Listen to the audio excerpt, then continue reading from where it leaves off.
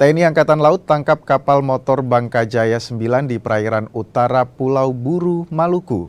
Kapal tersebut bermuatan 40 ton solar tanpa dokumen resmi.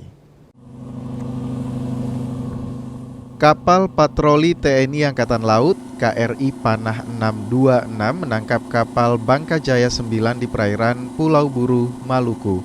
Kapal tersebut diketahui mengangkut 40 ton BBM jenis solar tanpa dokumen. Selain muat BBM, sejumlah ABK kapal tak memiliki identitas pelaut sesuai standar keselamatan pelayaran. Kemudian jenisnya adalah kapal ikan. Untuk kebangsaan, kapal tersebut adalah Indonesia.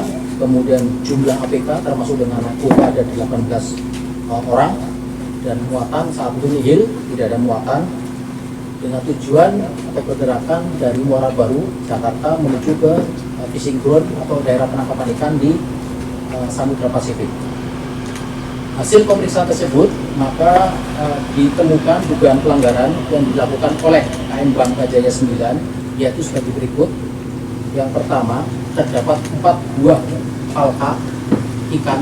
Palka ikan ini artinya ruang muat ikan yang digunakan untuk memuat bahan bakar jenis solar sejumlah kurang lebih 40 ton tanpa dilengkapi dengan dokumen atau manifest muatan dan dilengkapi dokumen keterangan alih fungsi dari palka tersebut.